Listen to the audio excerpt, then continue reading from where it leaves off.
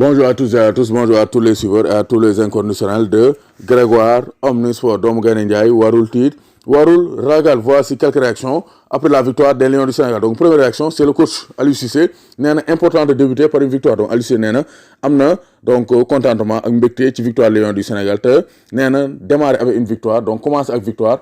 Amna solo bu baax mu ne non ko pourquoi Koulibaly a été du brassard mu ne j'ai toujours dit que l'équipe nationale a pratiquement 2 ou 3 jours potentiellement donc capitainable donc lolu Grégoire moko créé donc Kalidou Koulibaly Cheikh Kouyaté Idrissa Gana Gueye ñooñu ak Sadio Mané ñooñu sont des capitaines nee na c'est mon choix de remettre le brassard à Kalidou Koulibaly et il n'y a pas d'autre explication donc ça c'est clair hein. Aliou Cissé il s'impose gaynde la quoi Aliou Cissé quoi qu'on puisse dire même si on n'est pas d'accord avec lui gaynde la nee na choix am la il a choisi de donner le brassard à Kalidou Koulibaly ñu bëri ko doon xaar parce que Koulibaly c'est un titulaire indiscutable donc Kouyaté place am leerul carrément bu amee ak central bu taxaw et pas aussi bu ñëwaatee je pense Kouyaté donc il peut donc aller au niveau du milieu de terrain bu fa amee place sinon il sera sur le banc parce que on a besoin d'un axe central de métier moo tax Aliou Cissé aussi a fait le bon choix de donner le capitaine à Koulibaly qui fait l'unanimité au sein de la tanière. Mon Sidi Sarr et Habib Diallo ont marqué devant le but. Mon je suis content pour les deux. Aliou Cissé est content pour Sidi Sarr et Habib Diallo mi nga xamné dugal nañ sen dëkk parce que c'est lui qui a choisi de les titulariser à Thiès. Donc ça aussi c'est un bon choix pour Aliou Cissé.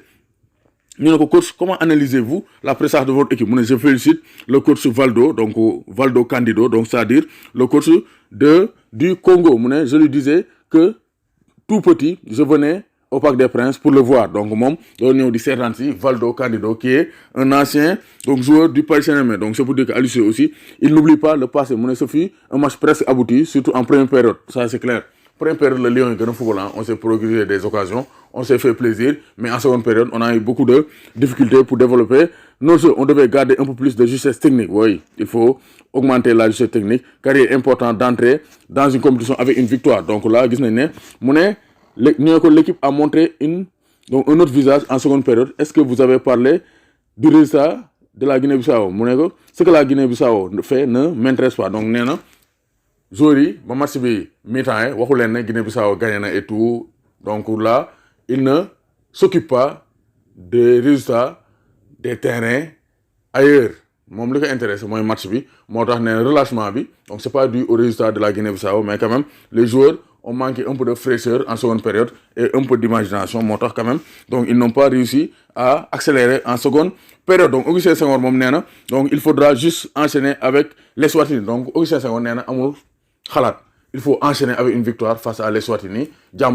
Comme ça, on fait carton plein pour cette trêve hivernale, pour ce début de campagne éliminatoire pour la CAN 2021. Donc, ça, nous avons fait l'essentiel. C'était important de gagner ce match à domicile. Nous avons fait l'essentiel. Donc, ça, nous avons fait l'essentiel. Il fallait gagner. On a marqué 2 buts. Donc, sur le Bandang, donc, qui dit, donc, Candido, le Sénégal a été meilleur que nous. Donc, ça, c'est clair. Hein? Ça, c'est un aveu. Donc, juste. Sénégal dafa mën Congo moo tax Valdo Candido ancien joueur du Paris Saint-Germain nee na ko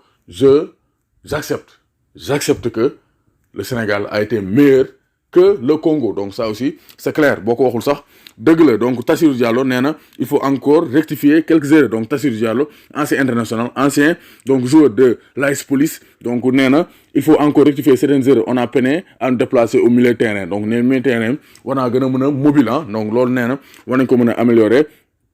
Donc au niveau de nos arrières latéraux qui ne viennent pas dans le dernier tiers, nous aussi on ko améliorer. Même si par moment Moussa Wagué yegna au niveau de la seconde période, donc Moussa Wagué s'est rectifié. Racine Koli aussi on a gën am présence au niveau du dernier tiers. Né position Sidi Sarr bi c'était bien hein. Sidi Sarr amna positionnement bu baax té wayé nako ci match bi. Donc au niveau possession aussi, l'équipe a très bien joué. Né possession bi gars yi ils ont bien utilisé le ballon. Donc vraiment l'équipe s'est bien améliorée dans ça. Né équipe bi aussi def na différence au niveau des balles arrêtées. Bo xolé premier bi ci corner la jógee. Nous dougal benen bi aussi centre là balle arrêtée rek donc centre de Sadio Mané tête de Habib Diallo. Donc l'équipe a fait la différence. Donc ça aussi c'est un secteur où l'équipe commence à s'améliorer. Sur ce match quand même l'équipe a bien géré les coups de pied arrêtés, donc surtout avec Krépin Diatta à la baguette. Donc ça il faut le dire hein. Donc il faut dire donc les choses telles quelles. Donc voici quelques réactions d'après match. Sénégal Congo ca kaw ca kanam ndam rek lañu bëgg face à l'Eswatini. Ndam lañu bëgg Sénégal ndam lañu bëgg Tchédjéwres ndam lañu bëgg Sénégal ndam la ñu bëgg donc Mamadou Sadio Diallo maa lay bëggee bu baax Alf donc Afli Ndion maa lay bëggee DKTH maa lay bëggee bu baax Gilbert Sele Diouf maa lay bëggee bu baax donc Ali Camara Khadim Kanté maa lay bëggee Boy Laylo maa lay bëggee Madické Thiongan Marcel Pagnol l'homme de Yeumbeul Souleymane Sow le Saint-Louisien Ousmane Boy maa lay bëggee le Saint-Louisien aussi donc Djibi Sow fële ca Diallo maa lay bëggee bu baax Moussa Top Moulay maa lay bëggee bu baax Papa Ndiaye Papa Dieng maa lay Pape Omar Diagne Ibrahima Konaté maa lay bëggee bu baax Mandoy fële ca Mbacké Bawol Amdi Fall waa Touba yi donc ñoom Modou Pouy Serigne Ngirane donc Serigne Ndiaye Mouhamadou Lamine Dramé